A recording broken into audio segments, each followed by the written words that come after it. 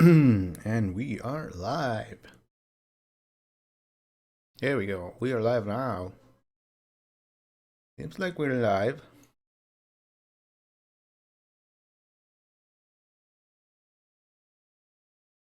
Let's see who's here. Nobody's here.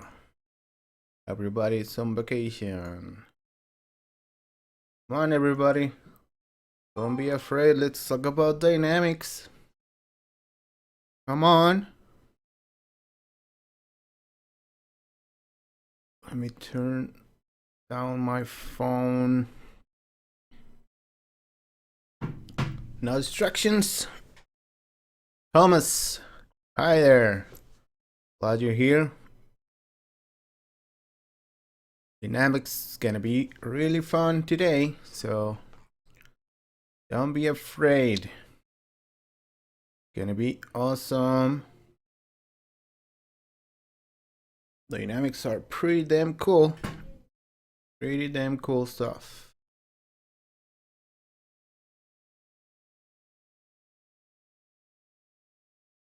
Alrighty. So, do you need help? Best way to learn. Alright, so I'm gonna start. Dennis. Hello, glad you're here. Alright, so let's start talking about dynamics. Dynamics is, I think it's one of the main things that drives people into Houdini. I know the first thing I knew about Houdini was that X-Men particles effect with that character that I always forget the name of. That character that just puffs poof into a smoky trail of particles. And I was really intrigued by that. I was like, wow, that seems pretty amazing. And that's dynamics. And we talked about dynamics last week in particles, because now particles are part of the dynamics context in Houdini. So, but dynamics is just dynamics covers a bunch of topics. Hey, Ahmed. Hello there. Glad you guys are here. So let's see what Houdini calls dynamics. And there's all these things. Let's make this bigger. So dynamics covers particles, as we saw last week. Dynamics, this is mostly rigid body simulations. Pyro, of course. Fluids, grains, crowd simulation, which is, I guess, one of the more recent additions. Hair and fur, and cloth. So all of these areas there have to be simulated are part of dynamics in Houdini. And this you might know or not know this, but all these things can be in the same simulation and act together. Like, they can affect each other, which is pretty cool. And it's pretty amazing in Houdini that you can actually have all these systems interact with each other. But today we're gonna go for the rigid body dynamics. But most of all, I'm gonna cover the basics of why dynamics work the way they do, because people get sometimes frustrated when they come to Houdini and their collisions are not working, and they don't understand why they have to switch to another context and stuff like that. But so I'm gonna show you why all these things happen and why they are necessary, and I'm gonna show you why they are useful. So first of all, as we saw last week in particles, there's the dynamics context, and the context is actually not here as the other contexts are in Houdini. The context is actually inside a DOP network. So if we go to managers and dynamics DOP network, there's a dub network, and inside here is the dynamics context, and it changes to the dynamics context. You can see in my team, it's the orange, kind of pinkish context, and here is the dynamics context. But before we get into that one, let's see something really simple in Houdini that it's dynamic. And let's just drop a sphere. Let's just create a sphere, move it up in the rigid bodies shelf. Let's just make it an RBD object, which is just the first button there. So you click that and it creates the dynamics object there, the dynamics context. If you press play, it just drops, which it's pretty cool. Let me put this to real time because it's pretty fast. So there you go, we have a dynamic object already. So what's happening here? So I have this node that is not actually visible. I can make it visible, hide this. Somehow I have the same sphere here. And it's not actually the same sphere. And this is part of the confusion of some people. What's happening here? So what's happening here is we don't really need to see this context here. But when we go inside, there is the sphere again. So what the hell? What's going on here? So what's happening is that Houdini takes this geometry, creates an object with a reference to that object, which is this object here. It even gives it the same name, and creates a dynamic object, links it to that object here with this expression, and then brings that object into dynamics to do something. If we go to the sphere, you can see there is this dub import node here that is actually, if we run the playback here, you can see there's movement, and this is the object that is actually bringing the data back from dynamics into geometry. So let's go and see that again. So we have a sphere that it's in subs or in geometry land. It's not moving. Houdini creates this rest sub for us, which helps with some parameters like textures not swimming and stuff like that when this moves. So it helps us making that for us automatically. But once you go here, this is not part of what's being generated here. So the sphere, the data of the sphere is taken into the dynamics context here. Then it's calculated. It's using the merge. It's just not doing anything there. It's just helper node for other nodes when you create more. So we have the sphere object here, which is a dynamic object that's needed for the rigid body solver here. This is the one that it's solving the actual simulation. And then we have a gravity force here, which is actually pulling the object down. And then this output is just the last node, just for outputting whatever the result is of this. The sum of this, it's just outputting here, let's say. And then it's just doing this data, it's being applied to this object. It's just data. It's not the geometry that's being passed to you. It's just the data that it's passed to the dynamics, and the data it's simulated here. Then we go back to the sphere, and the data it's brought back and applied to this geometry. So here we are extracting the data from that object and applying it here to this object here. If we unplug that, you can see we can't actually have this by itself. So this geometry has to have an input to apply this data. So it's not like this is just oh, I have the sphere that went to dynamics, then came out of dynamics, and it's here now. It's not a different sphere. It's just that the reference of it went to dynamics, did its thing with the magic of Houdini, solvers and stuff, and then got that data back. And now, as this thing has a reference to this same sphere, then now you can apply the data back into.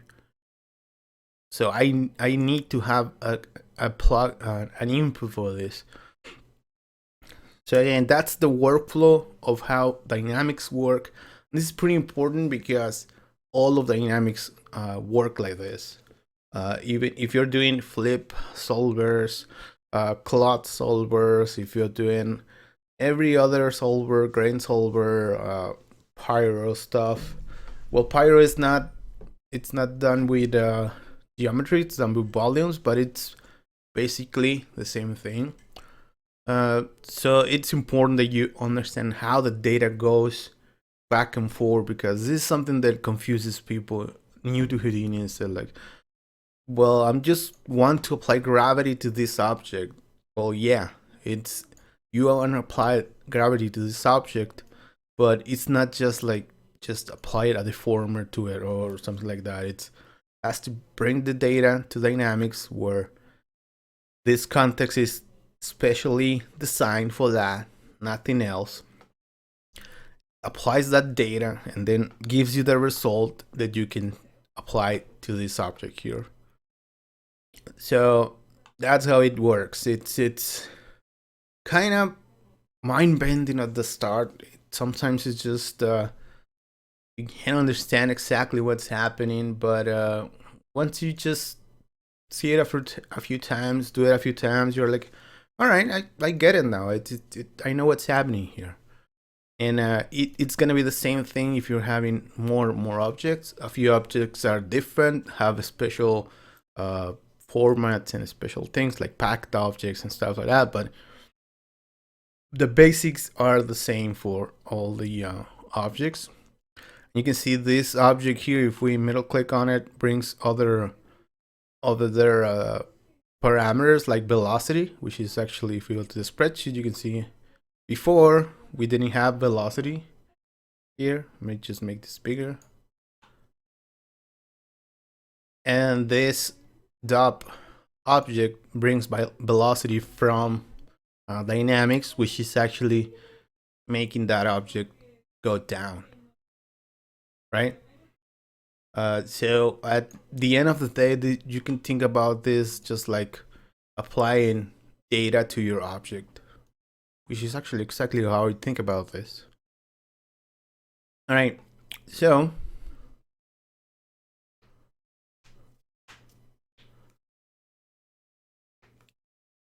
should I use RBD or bullet system? Well, by default, I know that Houdini right now, if you use any of the shells here or the default of the rigid body solver, it's using bullet here, and bullet is pretty damn fast.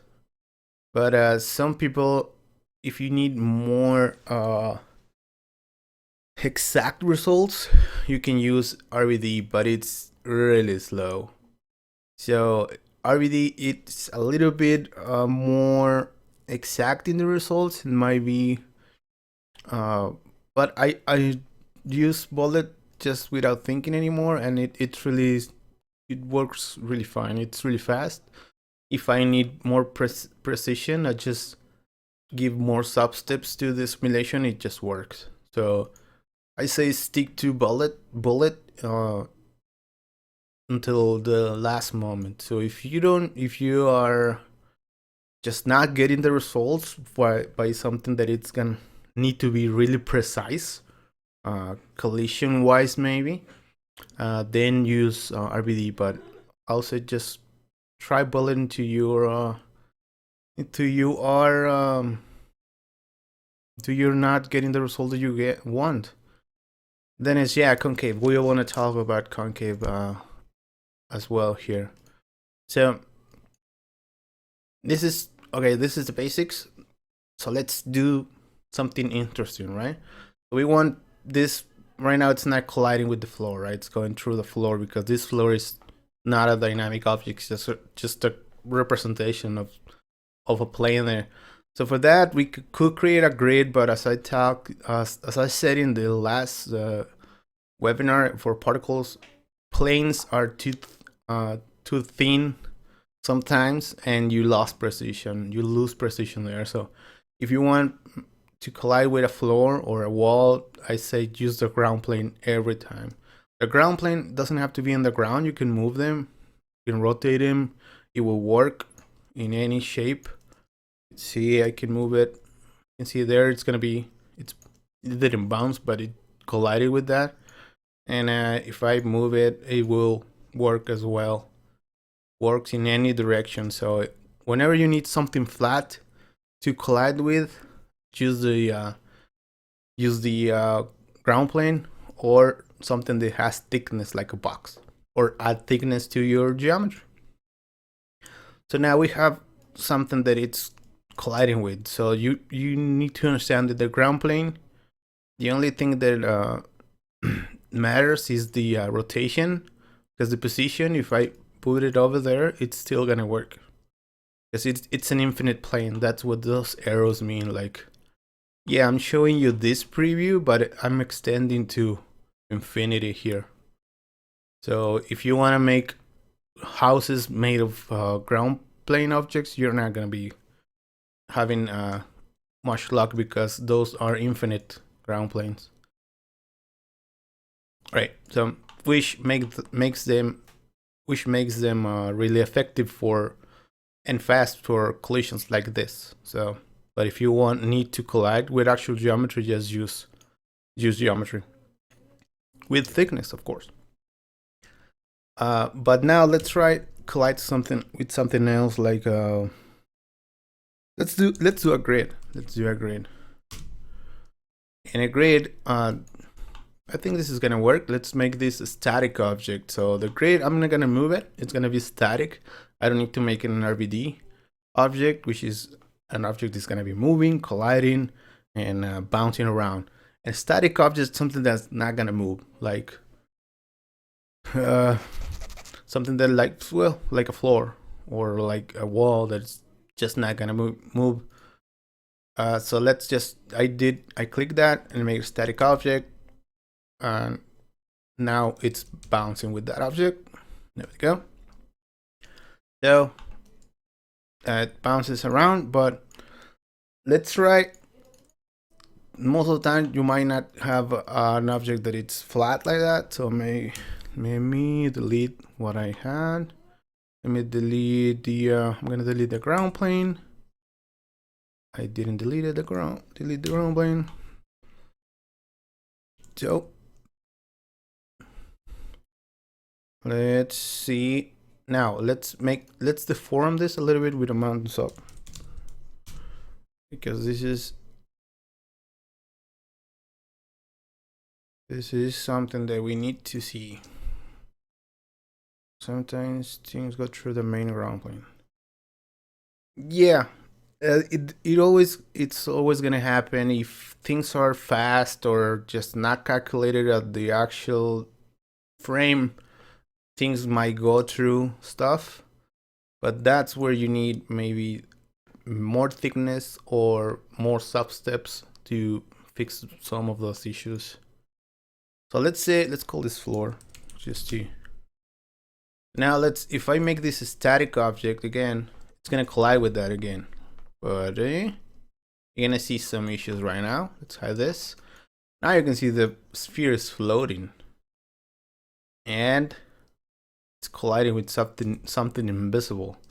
And this is something related to bullet, the bullet. And bullet is the dynamics system that is used to calculate this dynamics solutions here. And this is creating something for us to collide with. So let's go inside DOPS, because this is important to also to get, and something that confuses people as well. Why are my collisions wrong? And I get that question a lot. don't know how much I get that question.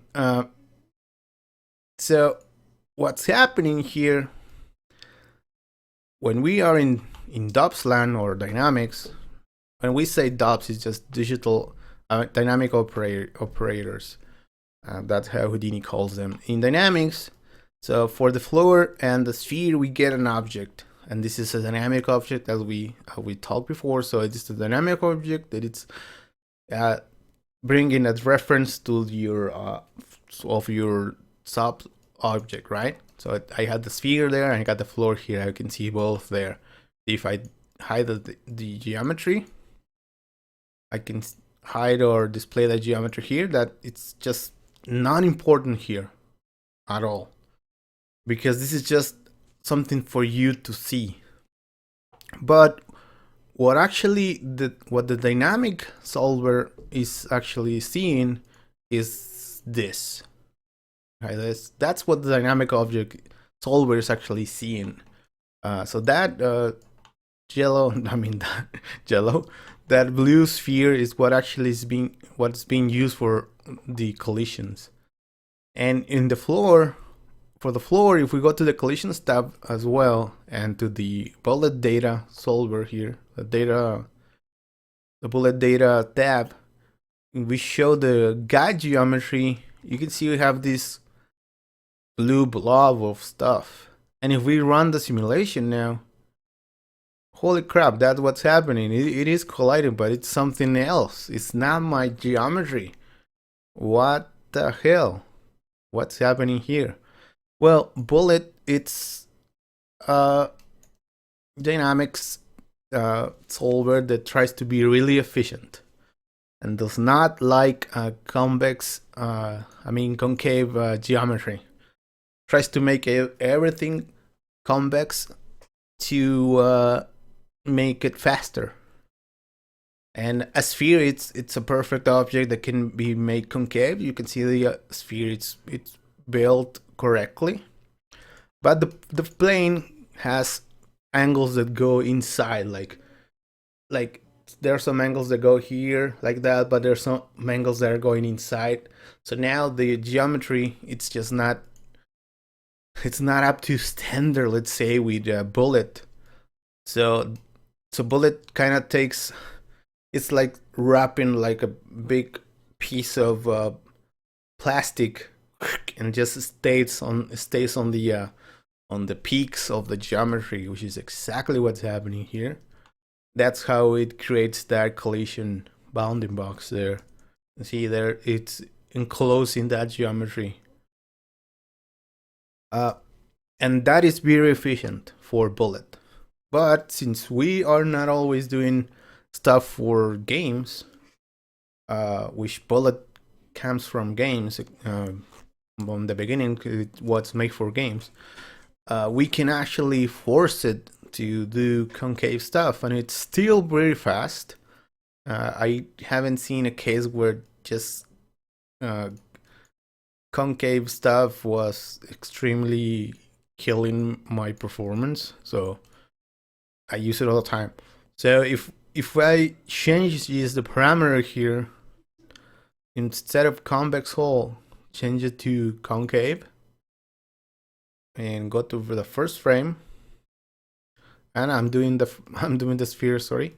Let's go to the floor, change to concave. Now you can see the collision seems to go away, but it's actually being covered by the geometry. So if I hide the geometry, now that blue thing is my new collision, my collision geometry. If I run this now this is working as it should. You can see it's going into the crevices, it's staying there. Now it goes red because it just stopped simulating. And that's something really amazing about Houdini as well. You're not simulating forever. If something is just not moving, Houdini just freezes that, and it allows other things to calculate. This is just waiting. In case something else move it, it starts calculating again. But if it's just not moving, I'm not calculating that. can see this is running at 24 frames per second, which is after that it's being calculated. So collision, it's one of those things that people just forget about or don't know in Houdini, and they ask a bunch of questions why things are like this, and another example which is pretty common as well, let's call this bowl. People want to fill something with water, like a glass or a bowl with a lot of marbles or something like that, and they forget about this or they don't know, and it's just a bunch of questions that are resolved by looking at the collision geometry. So let's just clip this. Nothing is selected. Clip all this thing. Let's clip the other way.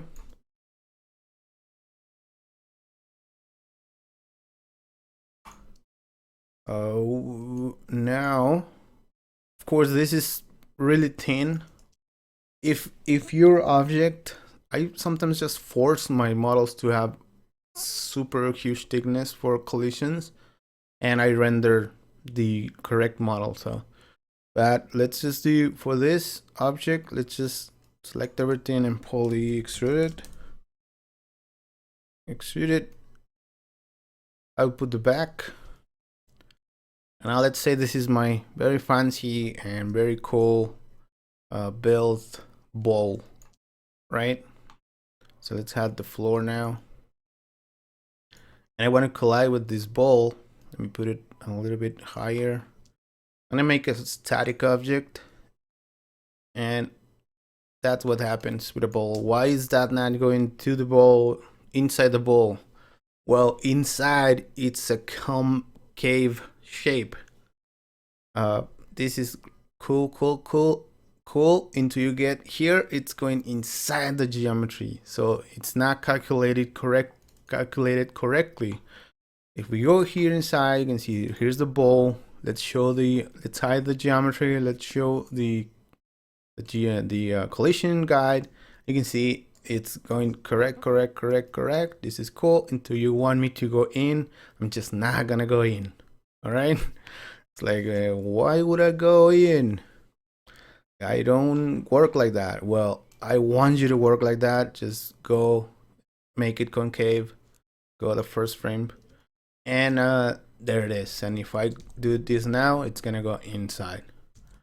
So this is pretty important. Check your collisions, see what's happening. Sometimes collisions are not being calculated correctly. Like if this is gonna be actually a sphere, I don't want that sphere to have that geometry. If I want to go to the sphere and I can use the actual sphere model there to do that. So that would calculate even faster, and it wouldn't have any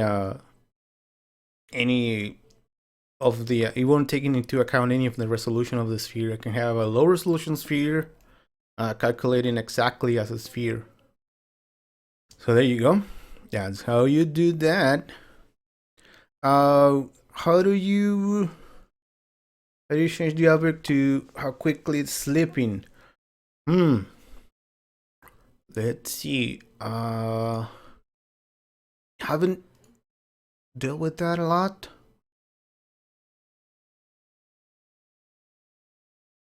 But there should be a way to do that. Enable slipping is here if you don't want to. There you go. Here's this is the threshold for the slipping parameter. Let's see. It's slipping about there. So it slips about frame 79. Let's say I don't want it to slip there. So let's lower the threshold a little bit. And I think it's going to be moving a little bit more. Basically the same thing.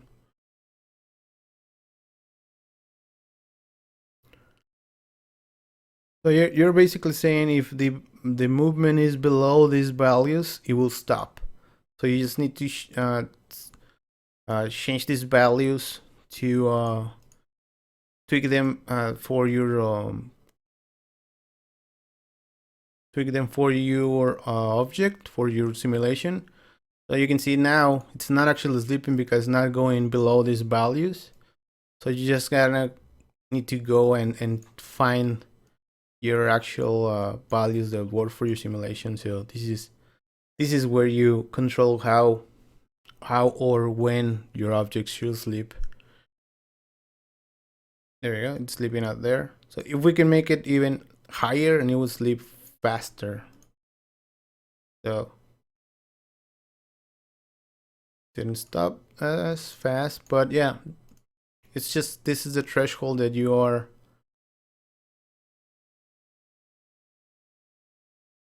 Yep, that's the threshold that you're trying to move.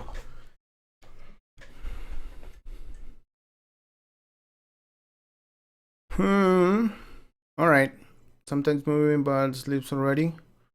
If it's just maybe it's just because of any of these two values here. Maybe the threshold for linear movement it's causing it to sleep, but still maybe not reach the angular threshold. Maybe that's what's happening. I'm not sure if this deactivates once those two are true, or one of the or the other. So this is what's happening. I don't recommend that you ever show the geometry, the collisions here, but at when simulating, just checking what's happening. Once you do that, just turn those off and just see your objects here. All right, so that was happening here. So let's see a little bit of the solvers here, and the static and the rigid body solvers are one of the most common solvers here. The rigid body solver is actually really simple. You can change the engine here. Again, I don't recommend you change it ever to ODE. Sometimes you might need to use the RBD, but I don't know, it has to be a really special case. Bullet should give you most of the results you need, and it's pretty fast. So Bullet is it's really simple. Number of substeps, the sleeping time. This is another parameter that you might be affecting your objects moving. So maybe this sleeping time it's too low and it's sleeping too fast. You might need to tweak your parameters. You can see it's actually slipped in mid bounds there. So it just depends on what your simulation is it's doing. The constraint solver, it's when you're trying to do constraints and stuff like that. We are not gonna do constraint today, but it's very simple. If your constraints are might be misbehaving or are doing or your simulation is pretty fast, what you need to do is just make the iterations higher. Sometimes just the only thing that you need to do. And most of the time this is what I use here. If my simulation is pretty fast or it's just colliding too crazy, I just raise the number of substeps and everything works. So it's solver. The bullet solver is pretty simple. So you don't need to change much there. The gravity is just the force that is just, you can see it's going down by this amount of units. This is a very important point that you must understand from Houdini. Houdini uses meters, kilometers, and kilos for the simulation. So don't think that this is inches or pounds or anything like that. This is using meters, kilometers, meters. Sorry, meters. Let's see what the units are here actually. So get this wrong sometimes. So heap file options. So you can see 1 unit is 1 meter, and 1 unit mass is 1 kilo. So this is what Houdini uses. So if you create a box, this box is actually a 1 meter box. So this from here to here is 1 meter. So that's how Houdini calculates this. So if you want to have actual more physical equivalent or exact simulations, try to stick to this. You can see this ball will be huge compared to a real ball. So this will be like, it's like 20 times bigger than it should be. So this is a mirror box that fits into this ball. So this is pretty huge. This sphere is pretty huge as well. So consider that when you're simulating stuff, and maybe your simulations don't look as it should. Sometimes you might be out of scale. I tend to have a reference scale. I put an object that I have that is just a model of a man, a person, with the right height, and I put that, and then I just leave that always so I know what my reference scale is, and I do everything related to that scale. So that's a nice way to always stay on scale. Sometimes you don't have to. Sometimes you just do it however it is and it works, but sometimes you need to stay on scale. All right, and so the gravity is just pulling down the object because so it's doing it by 9.8 meters per second here, which is exactly the amount of gravity in the world. But it doesn't have to be. I can put 10 here and it's gonna go up now. So that's totally not natural, but you can do it. I sometimes just type -10 instead of 9.8, but sometimes again it does matter. And again, this force doesn't have to be downwards force. It could go to a side. You can simulate a little bit of air here. You can see it's going to that side. Now it's moving differently. Bounces around in the ball a little bit. You can even add it in every angle. It's gonna just calculate a direction based on those values. So you can, if you want something to float or move in certain direction, you can definitely use this force. There's a few other forces in dynamics, but you can use this for that. So gravity is just nothing special, it's just a force going down here. So that's what it is. Most of these other settings you might never need to touch unless you're doing something really specific. But for now, that's it. The static solver doesn't even have any parameters. Just says that if the objects need to affect each other or just one way. So that's just very simple stuff here. Static solver never fails to do its work, basically. And if you go, I've been talking about substeps. We can try to make something go really fast. Like, let's try another scene. Let's save the scene.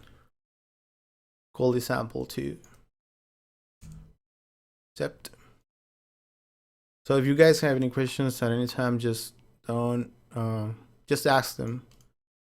Okay, let's make something really fast, and this is a very common thing to do. Let's do the common ball against the wall scenario here. So let's create a grid, and this is not gonna be the floor; it's gonna be a wall. And let's create a sphere for the hidden object. This might be something that hits a glass or something like that. So let's put this in this direction, like that. So the force is gonna be in X. Let's put the sphere over here and make the wall. Put the wall. It's 10, 10. I moved them. I moved the wall here. Well, let's put it up to 5. It's all right. The sphere. Static solvers in it if you use any other. is that a question or is that a note? Not sure if you meant to say that as a comment or a note or a question. Let's create a ground plane for this. And this is a common scenario. I want to make this projectile go towards this object. In this case, I'm just gonna make this static. I'm not gonna get into trouble here. I'm just gonna make it static. I'm gonna make the sphere RBD object. So I make those things. Did those got made? No, the sphere is missing. RBD object. There we go. So the sphere is falling because of gravity, right? But I wanted to go towards this wall here. So it's on the X direction. So let's go inside. Let's just lay out this with L. And I have the wall here, which is static, and the sphere, which is here. All right, so the sphere needs to go in this direction, and there's some initial state parameters here that you can set to drive this object. So we want to apply a velocity to this object, or we can even move it. If we don't like the in start position, we can just start somewhere else. This is just moving the sphere in DOPS or in dynamic context. Is just starting there. So if I wanted the sphere to start a little bit back, I could just move it a little bit higher. That's the start position is gonna be for dynamics, and the rotation as well. You can just rotate the object however you want. This is just initial values, but the velocity will actually give it an initial velocity in a direction. Like let's say in Y first, you can see it's going up. Now it's going down. So the initial velocity is just like throwing it once, and then then just dynamics take over. You can see it goes up because of initial impulse, but then gravity takes over once the velocity it's no more. It's not affecting the ball no more. So let's put some force, some velocity in X because we want to go in this direction. Let's put 50, let's say. Now you can see that's the wrong way. Well, we need to put -50. There we go. So that's being calculated, and it takes like 5 frames, and it gets to the wall. At frame 6, it collides. We don't actually see it, but it does collide. It's pretty efficient here. So it didn't went through the wall. So the collisions are cool. Let's say so. Let's show the geometry. That's what it's colliding with, which is pretty good so far. But if we make the sphere go faster, something like a ball might go faster. Let's say 100. Now it's still doing its thing. Hey Jonas, glad you're here.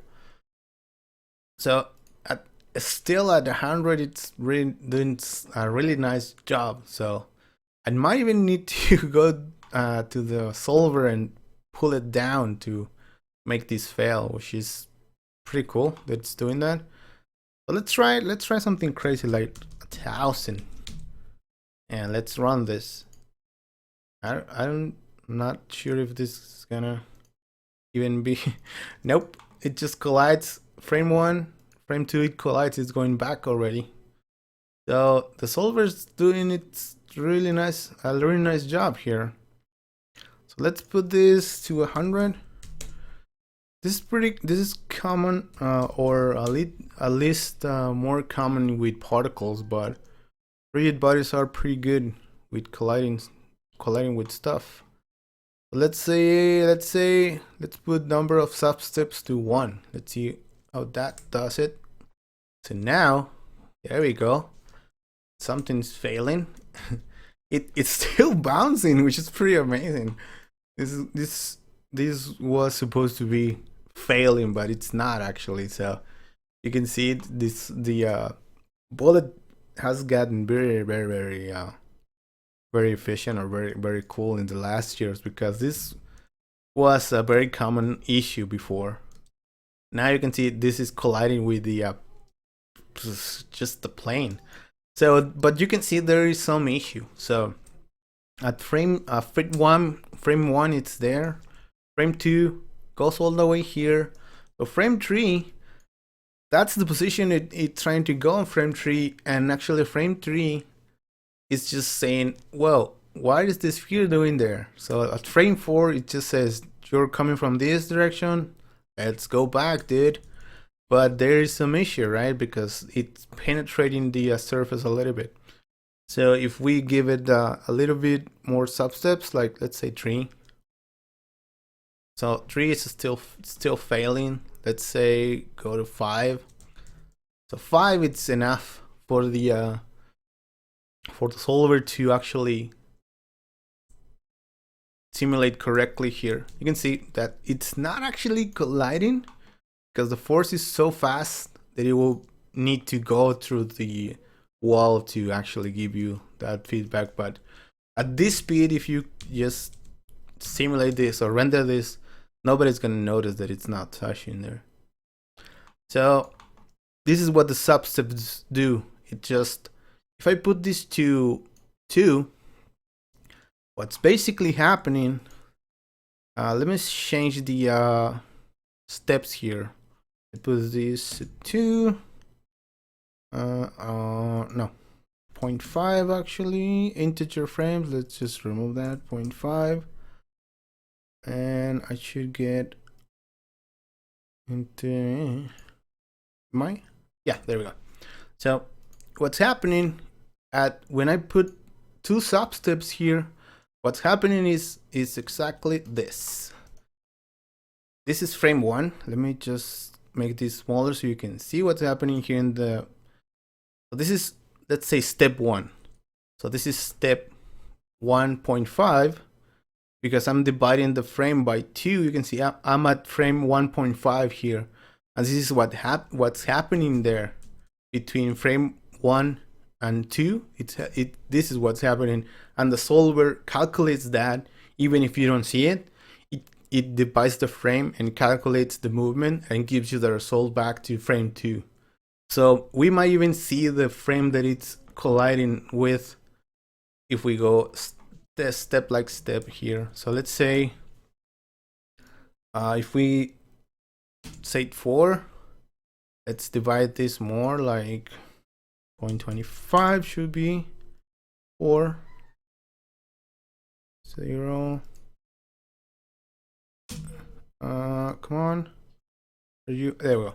So 4 substeps, 1, 2, 3, 4 substeps. That's 4 substeps before we get to number 2. And then we go to frame 2. That's 1 substep, 2, 1, 2, 3, 4. And that we are not actually being able to calculate that. At frame 3, we still have an error there. If we put 5 substeps here, I think 5 was enough. And 5, it's not colliding there. We need to put this to 0.2 to go to 5 substeps. And then you can see we are going to, and then we still don't see the actual colliding frame, but it is actually working. So that's what's happening when you say substeps or subframes. This is what's happening, is dividing the frame in little chunks of frame and calculating that, and then gives you the result at the correct frame. So let's go to integer frames. And that what happens with substeps. Let's see my notes. What does I have?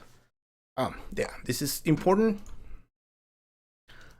Sometimes I do this a lot. Actually, I have one dot for, let's say this is wall collision. This is, I'm calculating the wall, and then I'm gonna do something else, maybe on another wall or another place or something that is going to be in this same scene. Let's say that I have another wall. I don't have an optical wall. Grid, let's call it grid. Let's move this grid over here. Make it on the same, on this plane now. Make it 10 by 10. Move it up by 5. and put it over here. And I want something else to collide with this other wall. And I want maybe my friend Roberto. Let's come Roberto to my rescue. Roberto, it's gonna collide with this wall. Roberto, it's pretty small. Let's make him bigger. So I'm gonna launch Roberto towards this wall. But now I don't want to do it in this same top network. Why? Well, I want to have separate things because this is working cool. I don't want to mess with this. I just want to leave it as it is. I want to make a new top network for this. So what you can do is just create another one. It's not an issue at all. So this is gonna be the top for Roberto. And just hide that. And now you have this select drop down here, which is gonna select which of your dop networks is the active one. And right now the wall here is the active one. So I wanna go and select the one with Roberto. And once I do that, whatever I use from the shelf here, it's gonna go inside this dop network. You can see right now it's empty. It's just an out node there. So let's say this wall, let's call Roberto wall. So Roberto wall is gonna be static again. Did I click that? I clicked like really stupidly the mouse. So that and Roberto, it's gonna be an RBD object. And you can see inside here, those guys are there. Roberto wall and Roberto. But now we don't have a ground plane here. You can see Roberto, it's just there, it's not doing anything. I'm not sure. Oh, the gravity wasn't created there. So let's create another ground plane. This is gonna be for Roberto. It's gonna be here. You can see it's there. Let's put some gravity.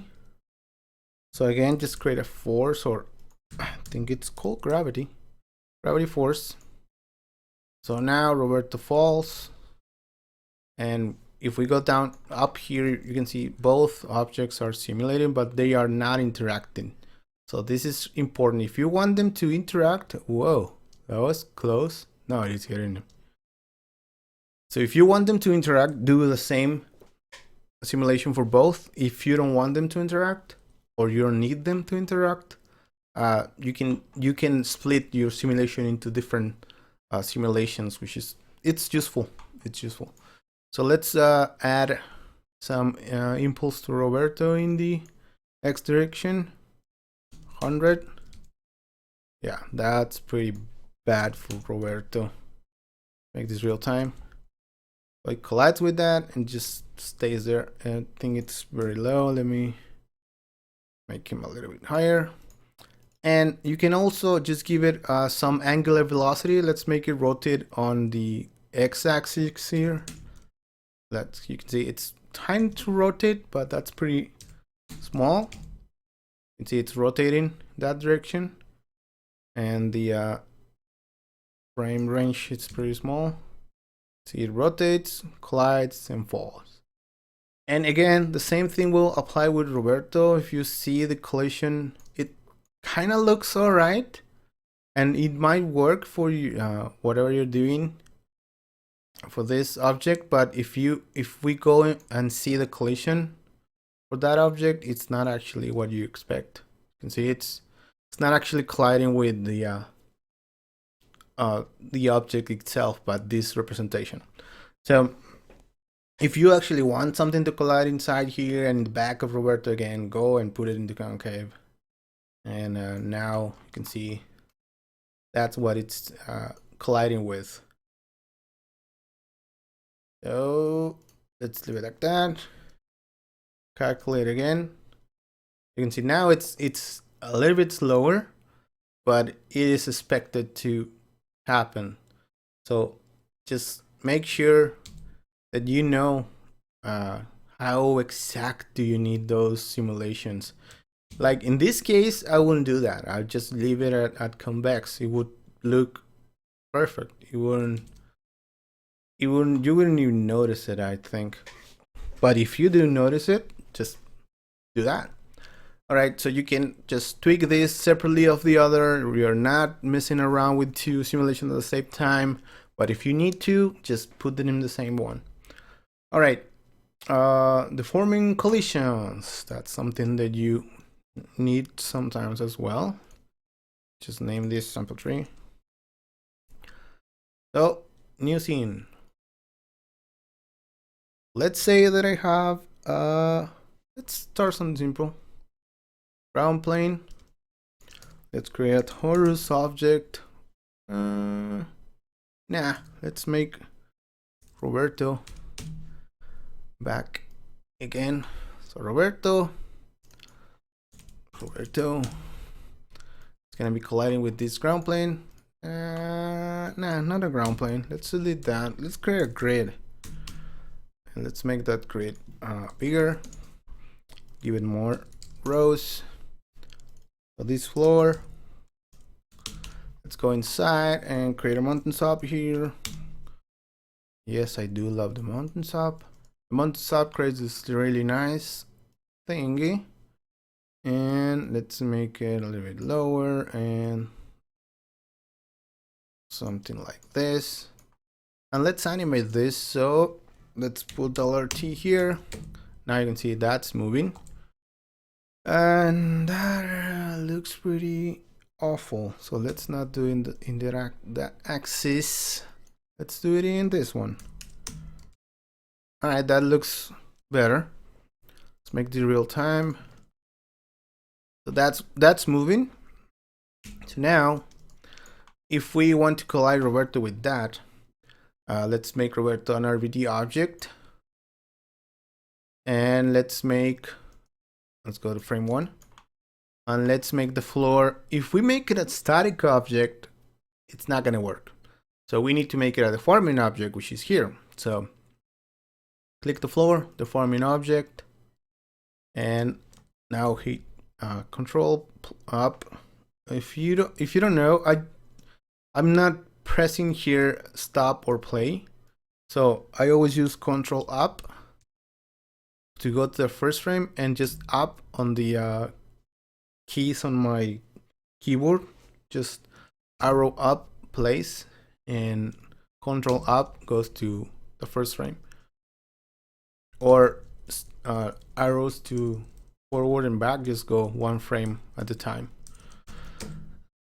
So you can see now Roberto is colliding with that geometry, which is pretty cool. It's deforming and it's colliding with Roberto. And this is a little bit slower because what's happening now, it's that the solver has to calculate the geometry every frame. Let's go inside and see what's happening for the floor in the collision. Here you can see, let's show the wireframe. See, the collision's changing every frame. So that's a little bit slower, and if you have more geometry, it's going to be even slower. You can even cache this and just have it do you? I'm not sure. All right, so let's make this concave, and now this is going to be even slower, but it's going to be more exact. And again, dynamics, it's going to be slow. You have to wait, you have to be patient, you have to optimize as much as you can. And that's why the bullet solver is doing that, using concave convex stuff as much as it can to just optimize stuff. So whenever you can use convex, use it. Like for this object, it's working cool, but for the floor we need it to change. So that's working pretty cool.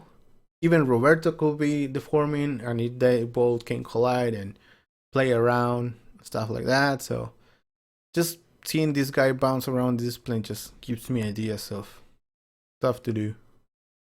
It's pretty damn cool. So deforming objects. So you can see it here. The deforming object is just, let's create a static object here. You can see the static object is exactly the same as the deforming object. but it just has this checkbox enabled there. If we disable that, it's just not gonna be moving. You see, it's not moving now. The same as a static object.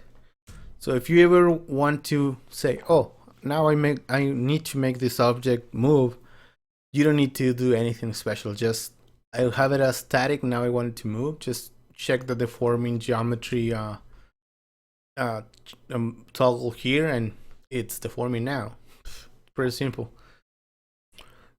Alrighty. So let's just to make this fun, let's make this guy called deform as well. Mountaintop, yeah. Let's not make him too crazy.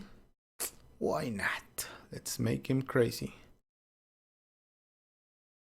And let's animate this just by $T. Wow. So let's go here to the floor. Let's see what we need to do here. All right, so now what's happening with Roberto? Let's see. It's actually static. Well, same thing applies. We select the Roberto object, and there's a deforming geometry toggle here. So let's toggle it on. And now Roberto, it's deforming and it's colliding. And those deformations are driving the simulation as well. You can see it collides all right. It's not perfect because Roberto, it's convex. But if you wanted to collide 100% as it is, again, you just need to change that guy. Bullet solver, show guide, that's what's happening. If you want it just 100%, just do that, but that's gonna be a little bit slower. As you can see, it's not terribly slow, but it is gonna be slower, but it's gonna be more exact. Again, just to give and take. What do you need? What do you see from the camera? Is it behaving alright? Just everything depends on your shot most of the time. So that's it. Deforming geometries, pretty cool. One thing I'm gonna tell you is never save your dynamic scenes other than at frame 1, because if you have this very amazing pyro simulation that it's pretty cool and takes forever to calculate, and it's so amazing, but it takes like 2 hours to get to frame 20, and you save at frame 20, you are gonna regret once you open the scene, because if you save the scene at frame 96 and save the scene and open it back later, Houdini is gonna try to open the scene and simulate all those frames up to frame 96. Sometimes you can cancel that. Sometimes with huge simulations it takes a while to catch up with you and simulate frame 1 and then accept you pressing escape multiple times, or just leave it pressed. So never save your scenes at any other frames than 1. Just go to frame 1 and save. Please do us everyone a favor. Go to frame 1 and save your scenes there. Alright, so the last thing I'm gonna show you, let's do it with this scene. I'm just gonna remove the deformation from Roberto here and remove this deforming tag there. So the last thing I'm going to show you, we saw that we can give the objects initial velocity here, but you might already have a velocity in your objects. Maybe you want to tweak your velocity in subs, and then you want to bring that velocity to subs and dops. So let's say that I want to, let's do it the fancy way, attribute wrangle, and we're going to create an attribute, a vector attribute called velocity. We don't actually need to say vector because Houdini knows what a velocity attribute is, but I'm going to set this to, let's say we're going to give it in C, or set 0 in X, 0 in Y, and let's say 100, or let's say 300 in C colon, and there you go. And so now we see the parameters. We have a velocity attribute there. Let's go to dops. Now let's play it, and it's not moving in C. Why is that happening? Well, we need to tell it here to inherit the velocity from point velocity. So just click that and it's gonna start moving like crazy. Just rockets up to hell. Let's lower that to 20. And this is useful sometimes because you might be calculating stuff in DOPS or doing your work there, and then there it is, Roberto, it's falling down. Let's create a ground plane so we can see him collide there. It's colliding. It's so relaxing to just see stuff collide like that. Tumbling geometry on the ground floor, it's just relaxing. Yay! My poor friend Roberto. Sorry, my friend. So that's how you pass some parameters into DOPS. It's pretty simple stuff. What else can I show you?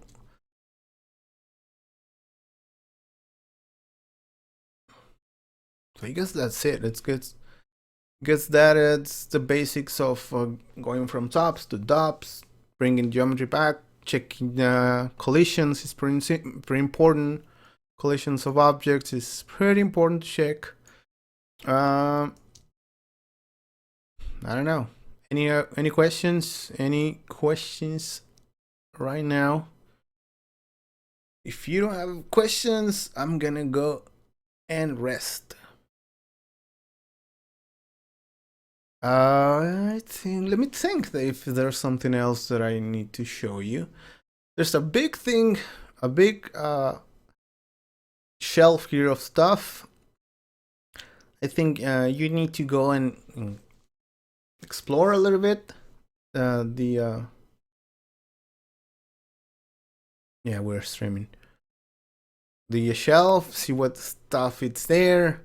I know you want to see stuff breaking and stuff blowing, but we need to get the basics solid first before we even go to that place, because it's pretty important to do that. I know I can show you. It's something that's very useful as well.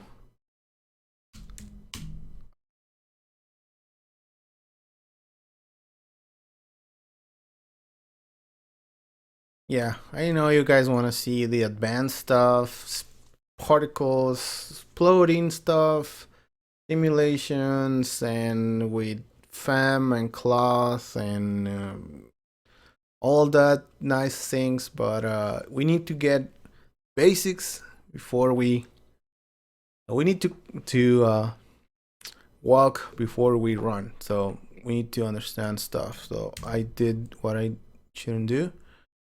Let's do one more thing, and this is gonna be again with my friend Roberto.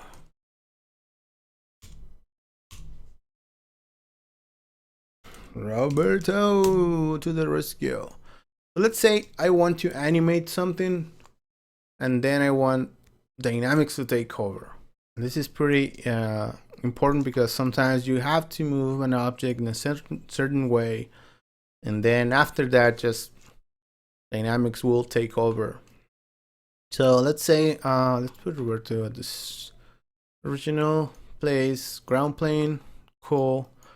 Roberto's gonna be an RPD object, and I want to animate Roberto for the first frames. I want to make it maybe start over here, and then frame 24. I want it to be rotate over here, and what's happening? Why is it on the floor? Well, dynamics are taking over. So right now it's just doing that. Keyframes are not obeying logic. So dynamics take over and keyframes are just not important. So what we can do, it's actually keyframe the activation of the object. And this is done with some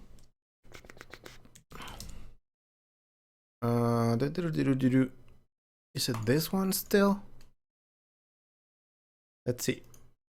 So yeah, it's that one.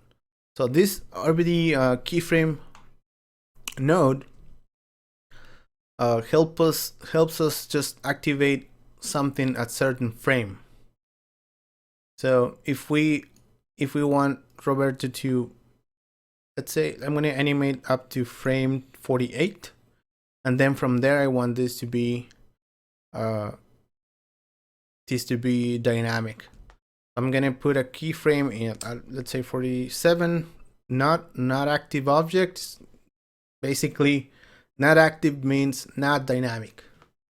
At frame 48, let's make this dynamic.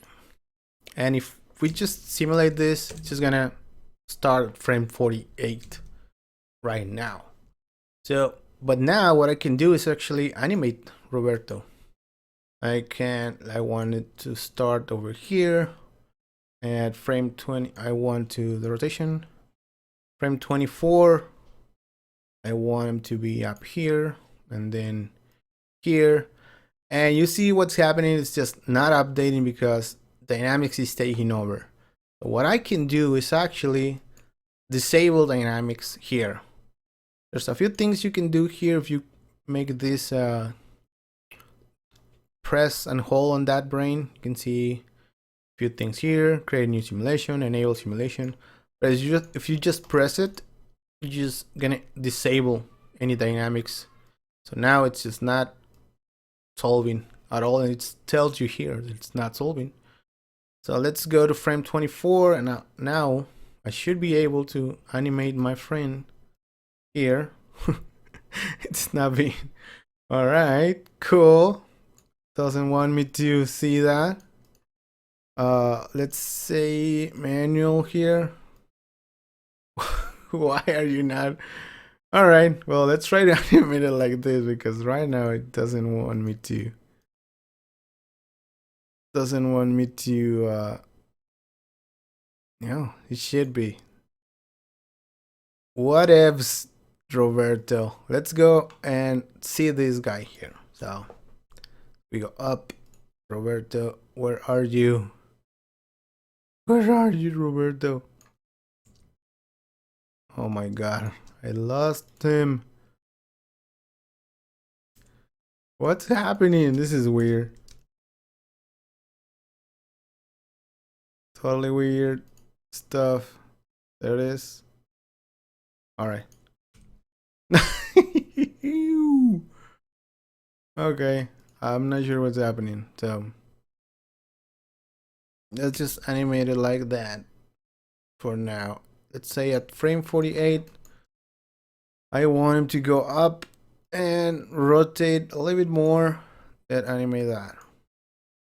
You might already have your animation before you do this, so no worries about that. So let's enable again simulation, play now, and that's what's happening. Now this is not behaving as it should. It is here. It's pretty crazy. Really damn crazy stuff. I'm not sure why it's happening. Not sure what's happening. Oh, object path, Roberto. Nope.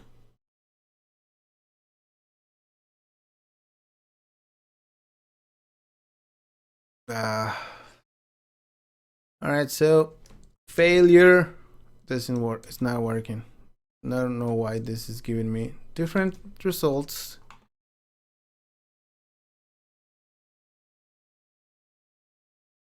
Maybe it wants me to animate at object level. Let's see, what do we have here? Object transform, it's alright. Everyday keyframes. Why is this not working? It should be working. I've done this before. There we go. Okay. Kinda working.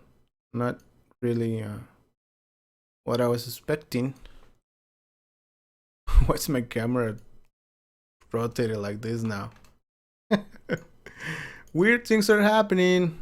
Weird things. Not sure what's happening. So, alright, well, the idea is that you can actually animate your object like it is there. It's kind of moving forward and it rotates, but then at frame 48 the dynamics take over, and then it's just move this up. So after that frame, dynamics take over.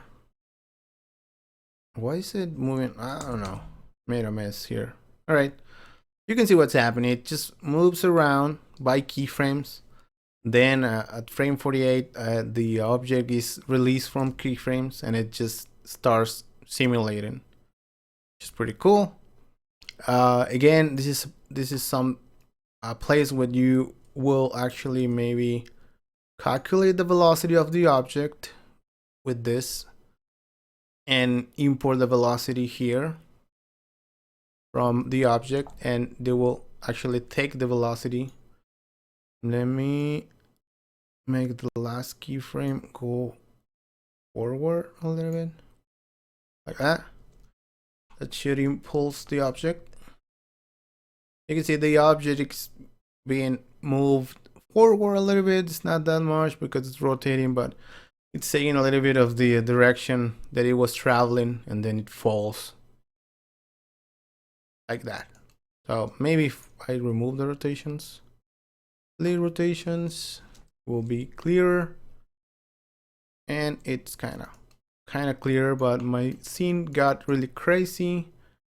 Not sure why. I'm gonna save this anyway, and since there's no questions, I guess I'm gonna finish. So I'm gonna just wait a little bit for questions while I play with Roberto. He's moving a little bit forward. We can try and force the velocity. Let's make it really huge. Is it calculating the velocity? It's weird. But weird is what we do. We always have to deal with weird stuff. You can see it's really weird here. It just falls. It's not getting the actual velocity. Just deforming geometry, maybe? Nope. I could, yeah, I can say this is total failure. Kind of worked, but it didn't. All right, well, I fail sometimes as well, and I have to solve stuff as well. So no problem. No questions. So, all right, guys. I think that's it for Dynamics Basics, and soon we'll be getting into more cool advanced stuff. We might be getting guests here in the webinars to talk about stuff they've been working on. They might do some examples that I can show you how I made some effects that I worked for clients, and it's gonna be pretty interesting. So once the basics are out of the way, we can make really cool stuff. Well, that's it, guys. Thank you. Please go to mixtrn.com and subscribe there to the forum. It's pretty nice. You can ask questions there. You can ask me any questions there and I will gladly answer them. And if you have any questions about dynamics, advanced topics, or any other topics, go there, post your scenes or whatever you're trying to do, and I will happily help you as much as I can. And subscribe to the channel if you haven't. That way you know when we release tutorials and tips and stuff like that. We will soon release the first premium training, which is going to be very amazing and cool. We have a lot of training that we're going to be releasing. And I'm going to see you guys next week with the last webinar of the year. Right, guys, so that's going to be after Christmas. So have a nice time. Happy holidays to everyone. Have a nice time with your family. Rest. Try to not work. Try to stay away from the computer as I will try to do. And I will see you guys next week. All right. Cheers. Thank you, guys.